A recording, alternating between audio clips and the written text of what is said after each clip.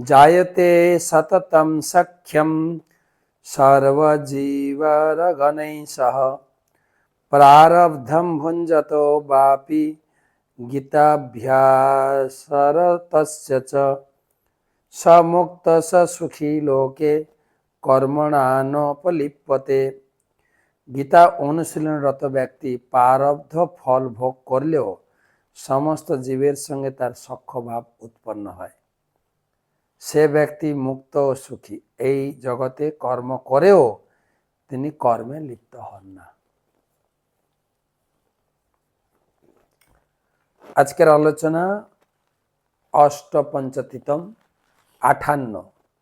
মচ্চিত্ত সর্বদুর্গাণি মৎপ্রসাদাত্তরিষ্যসি অথ চিত্তম অহংকারম ন শস্যসি বিনক্ষ্যসি।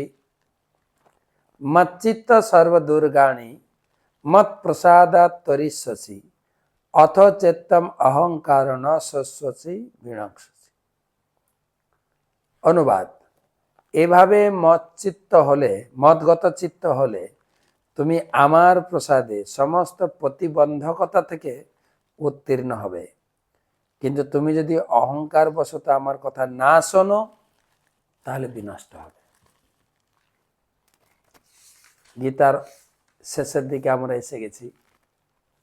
ভগবান সার টানছেন যে তুমি তোমার কর্তব্য কর্ম অবশ্যই করবে, সেই সঙ্গে আমার উপর তুমি নির্ভর করবে। কেবল তোমার বুদ্ধি দিয়ে বা মনের উপরে, বুদ্ধির উপর নির্ভর করো না, আমার উপরে নির্ভর করো। কর্তব্য কর্ম করবে, সেই সঙ্গে আমার উপরে নির্ভর করবে। তাহলে আমার কৃপায় যত প্রতিবন্ধকতা আছে আমি দূর করব, আর তোমাকেই সফলতা দেব, কিন্তু যেরকম অর্জুনকে দিয়েছি। তাই আমার চিন্তা করো, তোমার কর্তব্য কর্মে যুক্ত থাকো। যা কাজ করবো, ঘর থেকে বেরোবো ভগবানকে প্রণাম করে আমি যাচ্ছি এই কাজে, ঘরে থেকে ভগবানকে স্মরণ করে কাজ করব। সব সময় আমার চিন্তা ভাবনা কাজ বাজ ভগবান কৃষ্ণের সঙ্গে যেন লিঙ্ক করে। আমার গুরুদেবকে দেখেছি প্রতিটা কাজের শুরুতে শেষে হরি ওম তৎসৎ।